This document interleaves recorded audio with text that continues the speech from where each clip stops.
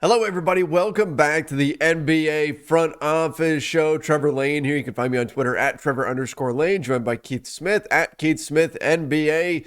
Keith, does Memphis love Ja Morant again or what after that last night? The buzzer beater to beat the Phoenix Suns. Incredible stuff from Ja, and came right after a big shot by Devin Booker. Basketball can be fun despite the pain that both you and I have felt with our individual teams. That's it, man. I tweeted last night that the best decision I ever made was loving the game over a team, and that's it's paid off because the Celtics lose in absolutely ridiculously embarrassing fashion. I turned the channel and watched Suns Grizzlies, Mm-hmm. and it was great game. Lots of fun stuff down the stretch and incredible shots by Booker and Josh. So it's yeah. And as many folk from Memphis told me, it was only a couple idiots who said that to John Morant. Right. So we'll take it. We'll believe that Memphis loves him because I have come across far more people who do than don't. So I think that's definitely a truth. Keith, that was the basketball gods lifting you up in a time when you needed them the most. They came That's it. along and said, "Nope, nope, nope. We're going to remind you basketball can still be fun." Yeah, absolutely. I mean, this year it's been far more fun when I watch anything but a Celtics game. So that's good. I can't even say that it's less enjoyable to watch the Orlando Magic in quotations because that they're just a mess of injuries and illnesses and absences. So but at least it's a bunch of guys that are scrapping out there and trying hard.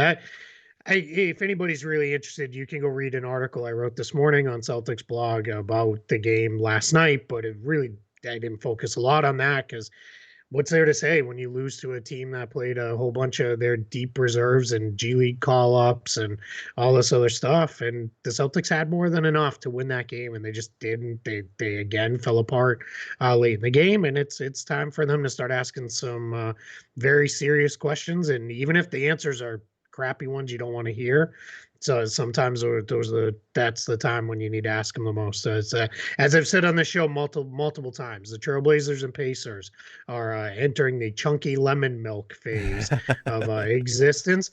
The Celtics aren't too far behind that because this core is just not going to get it done the way it is, and that's not. This isn't a trade Tatum, trade Brown article. It wasn't me saying that at all. Go read it. It's just they need to start asking some difficult questions.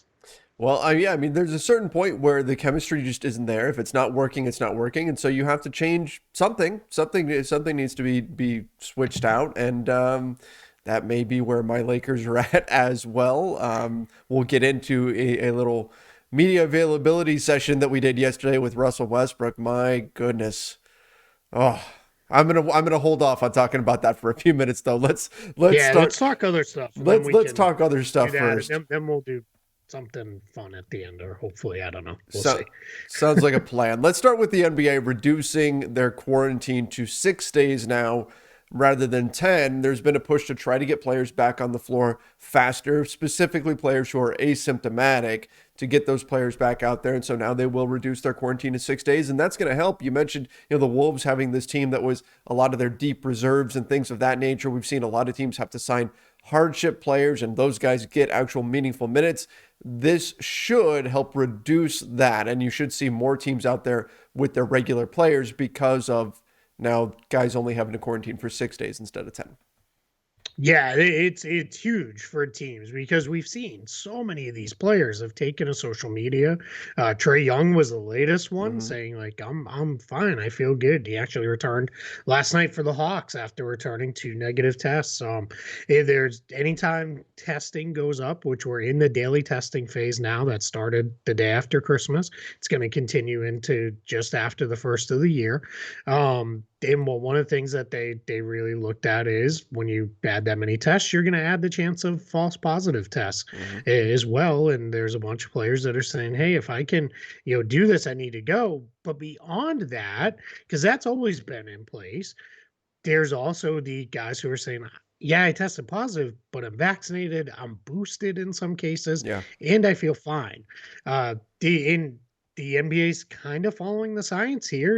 They're even being a little more, but what Ag- cautious, I guess, yeah. is how I want to put it, because they're doing 6 days where the CDC is now saying if you're vaccinated and boosted and you test positive, you only need to isolate for 5 days, because that's basically should get you past the infection period, where you can pass it on to others. So yeah, I think we're going to start seeing a lot of these guys. It's going to be a lot more now. My guess is like the idea of they have the flu, and Yeah. guys get the flu and that they're out sometimes for 2-3 days, maybe, or sometimes maybe in 2-3 games, which takes you through about a 4 or 5 day period, and that's probably where we're headed for the NBA.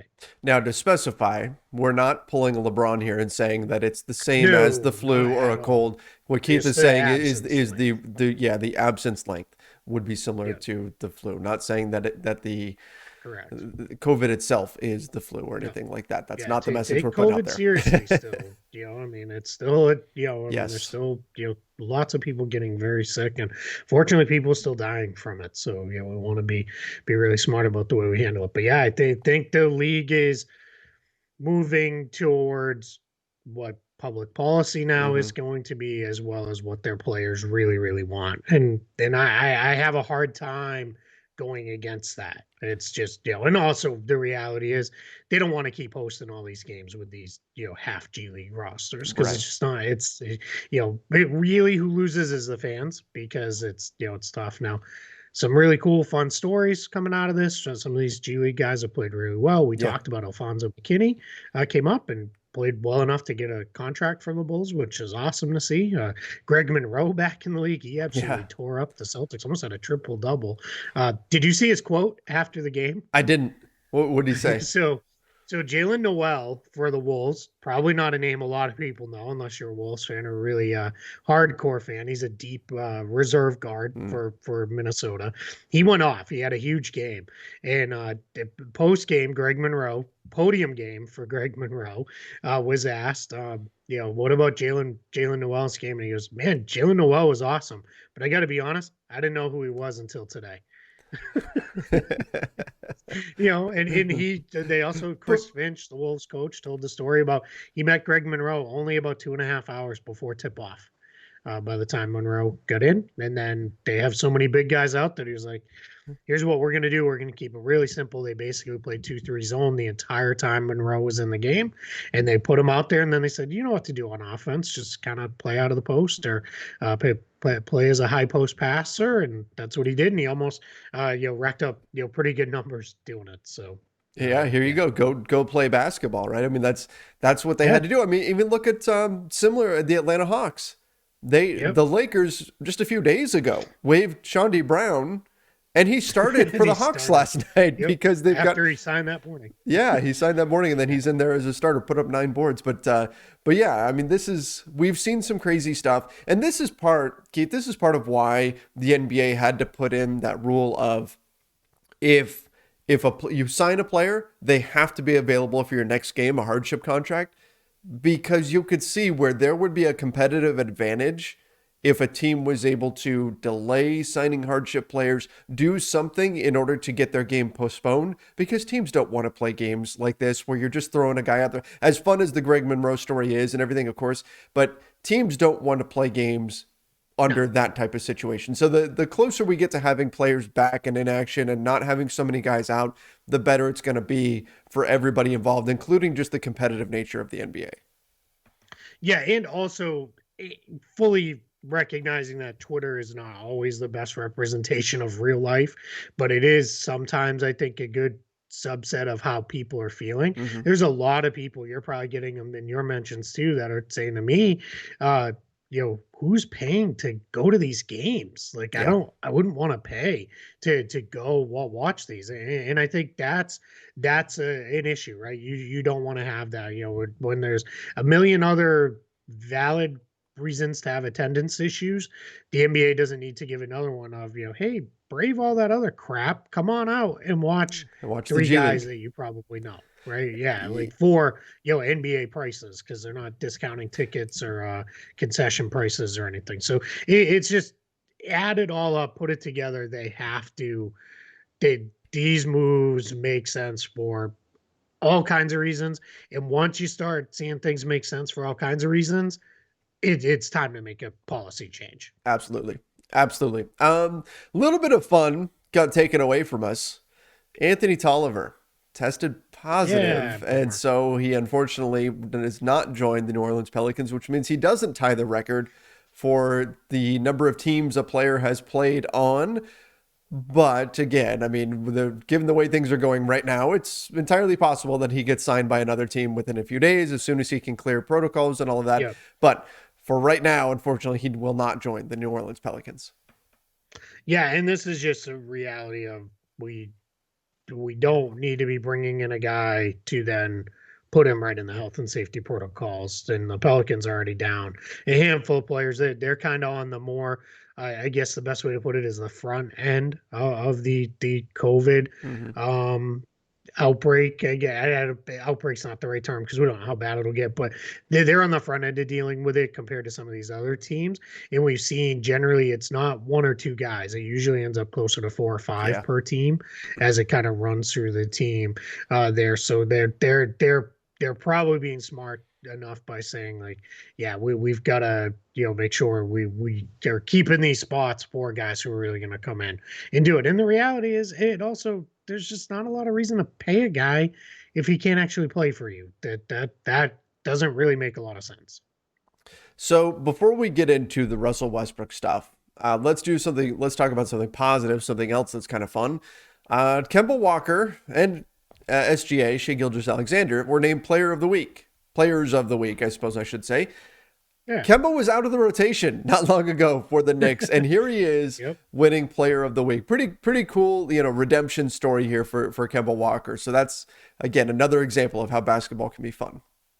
Yeah, I mean, I think it's awesome. I think whether it's motivated by wanting to stick it to Tom Thibodeau Mm-hmm.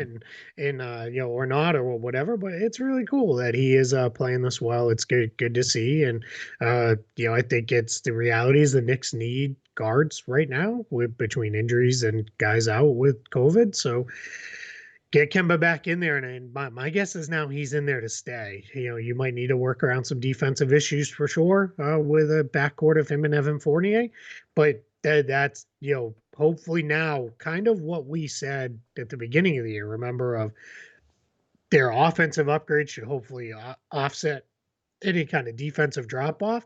Hopefully that's what happens, and Kemba's able to keep going, and the Knicks start playing better. I guess is I was gonna say continue to play well, but start playing better is better phrasing there. I think.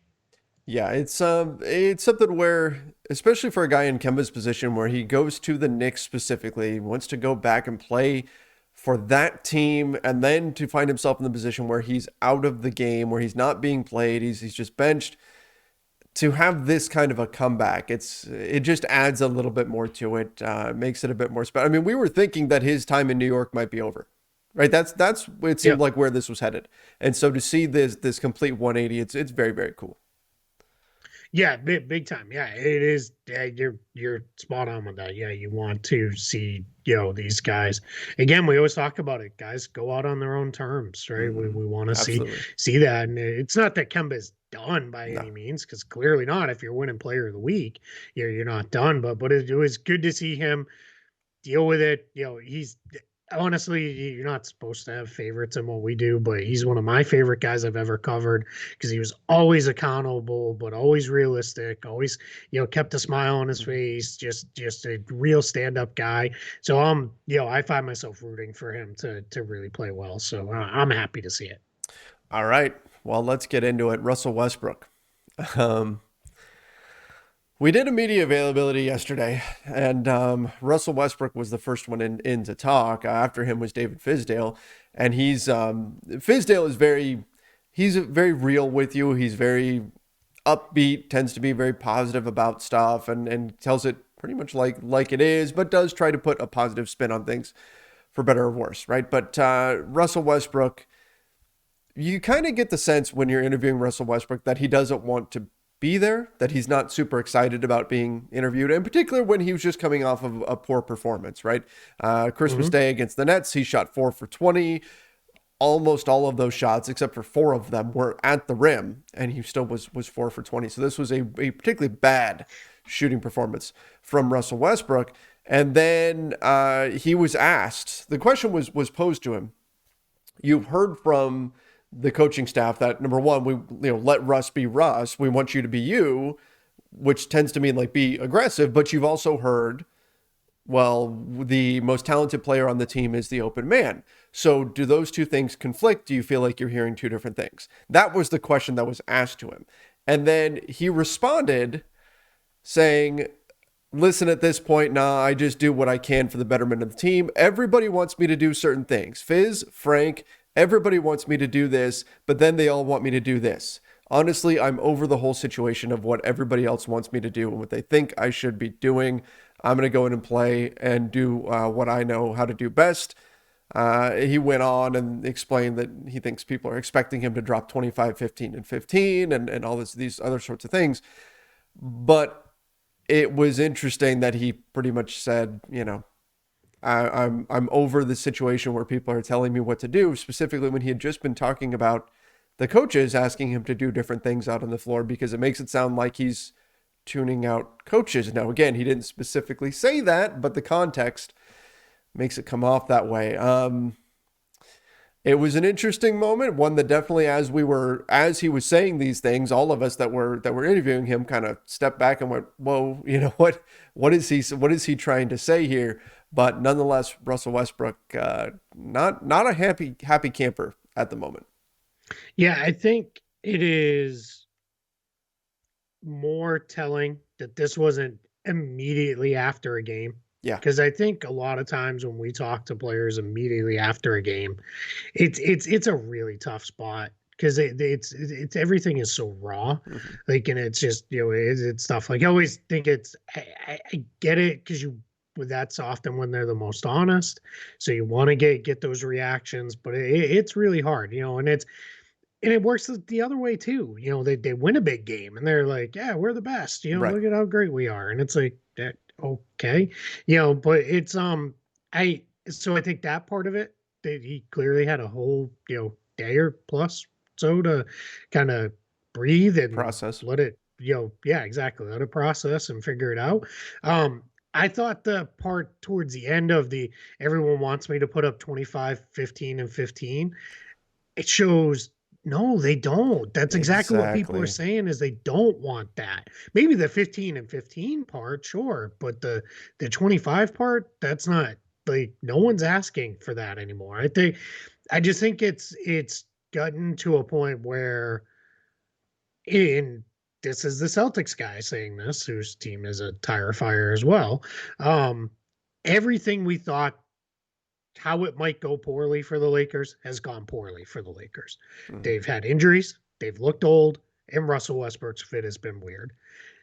It's just one of those things where you could say, well, we all saw all of this coming. Yeah, we all thought it all could happen, but all of it actually happening, that's going a little far. I don't think anybody expected to see it all go that way. Right. Especially on the, like the injury front. And like Trevor Ariza being injured, okay. But then you've also had all of, Kendrick Nunn has been injured the entire season. Taylor Horton-Tucker getting injured. It's been a lot of the young guys that have been injured, which is not what you would expect. And then, of course, dealing with health and safety protocols and all those sorts of things as well. But you're right. That part grabbed me as well. Thinking that people are expecting him to average 25, 15, and 15, that's not what let Russ be Russ means to, I think, with the coaches, to any fan out there. I mean, maybe there are Russell Westbrook fans, and that's an interesting subset by itself. Sure. There are Russell Westbrook fans who maybe they're hoping to see that. But for the most part, people don't want him to put up 25, 15, and 15. That's not what they want at all. They just want him aggressive, attacking, and then opening things up from there for other players. And that's really what it is. And I think that was probably the correct way to deal with this question, is to explain that the idea of let Russ be Russ and hitting the open man, the most talented player being the open man, those two things aren't necessarily opposed to each other. We saw it what, a week and a half ago or whatever, when Austin Reeves hit the three to win the game against the Mavs. It was Russ attacked, collapsed the defense, kicked out to an open Austin Reeves who knocked down the shot because that was the open man. That was it exactly. That's Russ being Russ and drawing in the defense and making the smart basketball play. And so those two things aren't necessarily opposed, but instead he took the opportunity to kind of lash out and make it sound like, well, I'm tired of people telling me, what to do or how to play or any of that sort of thing. And particularly when it's in reference to the coaches. And then you mentioned the 25, 15 and 15 thing.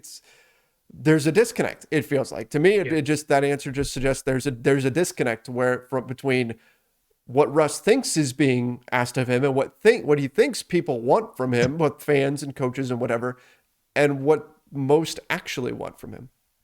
Yeah, I think the challenge for Russell Westbrook at this point is it's really hard to ask a player to change this deep into their career.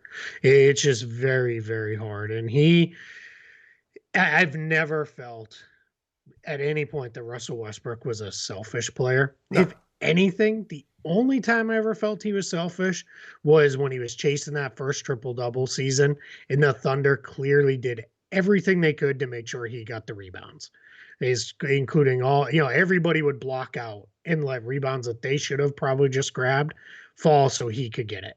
So those ones I'm like, all right, I get it. Right. I understand that part of it. But as far as him, you don't average the number of assists he does as a selfish player. And this is somebody who I don't have anything to back it because there wasn't Twitter back then, but Rondo was kind of selfish with assists at times. He'd go hunting assists versus just taking, layups and, things like that. And at times it was to the detriment of the Celtics. And it was one of those things where when he was a young player, KG, Pierce, and Ray Allen really kind of let him have it pretty regularly of, hey man, you got to shoot when you're open. Like we can't be doing this stuff. But I never felt that with Russ. I always felt like his assists he wasn't hunting them. He was making the right play. I think he has a misplaced sense of confidence in his jump shot, especially. I think that's it. And I think as he has slipped just a little bit athletically, it's made it harder for him to finish around the rim. And it's just, can he still bring it on occasion? Sure. But that's like once every other game versus the multiple times a game where it used to be, he was up there with like LeBron and a couple others of don't get in front of him on the break. He's just going to go right through you on his way to the rim. And I think it's a combination of the fit is weird. It's hard to ask a player to be something that they're not this deep in his career, and his own lack of self-admission of maybe I'm not the same player I once was. And that's can it change? Sure. Do I think it's going to? Probably not. Well, and that's, you mentioned the athleticism that he front rimmed a dunk in the crucial moments in the fourth quarter against the Nets.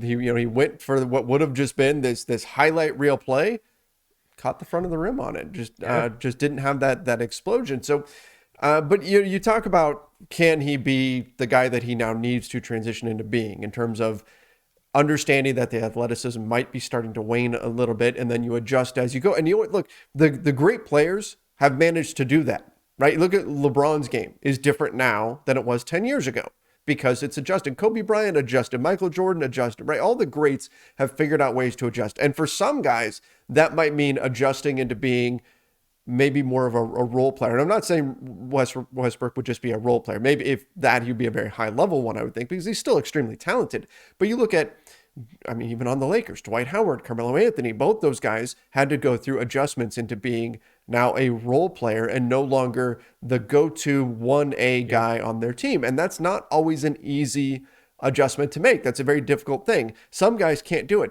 Look at Vince Carter. He managed to do it, right? And maybe to a greater degree than we've seen previously, where he totally took a back seat and was totally fine, just wanted to be around the game. And, you got to commend him for it. Other guys were not able to do that. I don't know which direction Russell Westbrook is going to go, but I think that's a bridge he's going to have to cross pretty soon, because I don't know that he can still be that super high level Russell Westbrook forever, not for the next 4 years or whatever. Like, that's, if he's not there right now, which I think is debatable, that's going to be a bridge that he's going to have to cross within the next few seasons. Yeah, and in the tough thing is I don't know that happens this year. Yeah. I think it's that's a there. It almost has to be. You have to really fail to really look at it and have that kind of deep self, look self reflection, of where am I at, where are things going, and go from there. And it is I think it's one of those things that like I think about Chris Paul a lot with this Yes. over the last few years. Chris Paul has really kind of played it as far as, hey, everybody else is gonna do the things now. I'm still gonna be here, and I'll be here at the end of the game when you need me. Now, different player, right? He's always a better shooter than Westbrook has been, and those kind of things. But I just think the way he has balanced his play now of, yeah, I'm gonna be here when you need me, but I don't need to be the guy like it was back in the Clippers days where everything runs through me and I do all of it.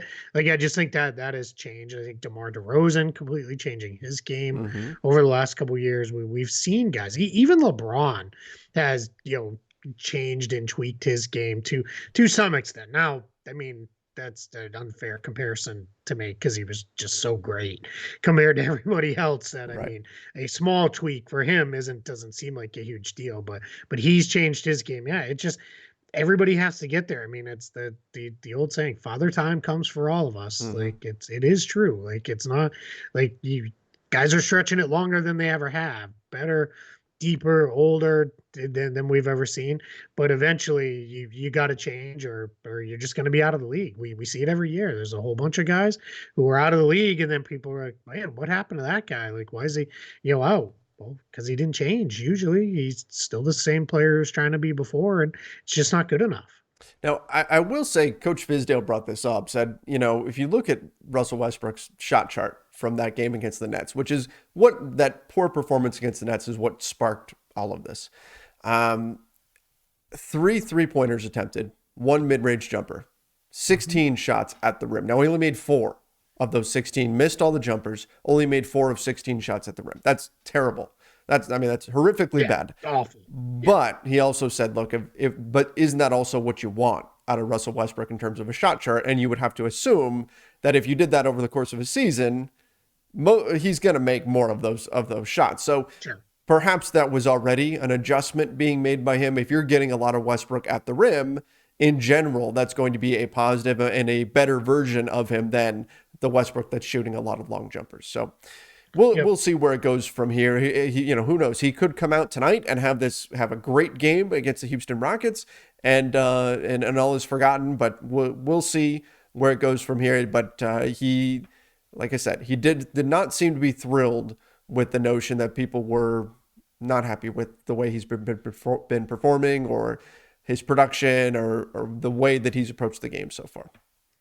Yeah, and it like I said, it's hard. That's really hard when you've been, even when there's been criticism of him, he's kind of always risen above it and performed well. And here we are. So yeah, I get it. I understand why it's difficult for him, to accept that maybe it's just a different time now. I thinking is the best way to put that.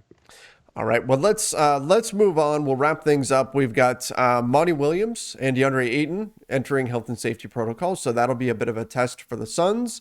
The Suns had some other players in protocols, didn't they, previous to this? Jay Crowder. That's right, it was Crowder. Elfrid Payton. So, but for the most part, they lost Devin Booker due to that hamstring injury for a bit, but the Suns have been have not been hit quite as hard as some other teams have. Hopefully this doesn't turn into a bigger thing on their team. But Monty Williams at 8, those are some big losses there. JaVale McGee is going to have to be called upon to fill in the middle for them. And he's done so admirably whenever Ayton has been out. But those two guys out for the Phoenix Suns, that's going to be tough. And then of course losing. And they're headed east too, on a road trip. So that makes it even tougher. Mm-hmm. And again, they lost at the buzzer last night to the Memphis Grizzlies, a scrappy Grizzlies team. We also have a bit of news here on Kyrie Irving. Said he still needs a week or two to ramp up before we'll see him back out there on the floor. So it's not Kyrie season just yet, but we're not far off from it.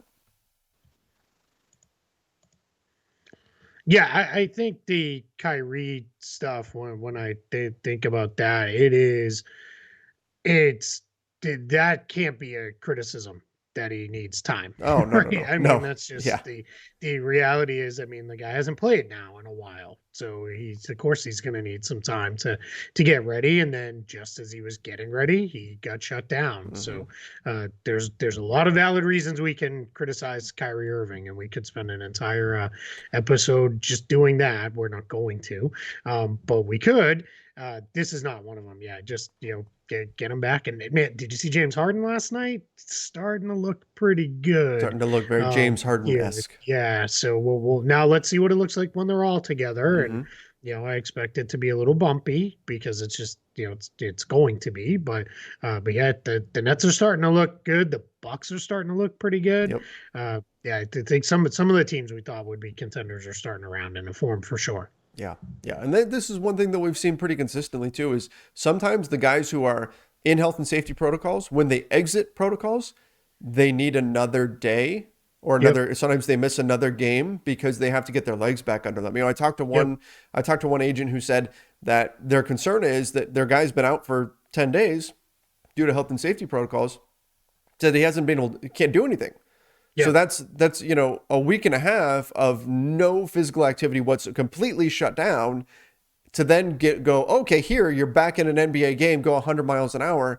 That sometimes is a lot to ask. So some players need a little bit more time. And with Kyrie, then you add in that he hasn't played all season and then had to shut things down for health and safety protocols. Not a surprise at all that he would need a week or two to fully ramp things back up.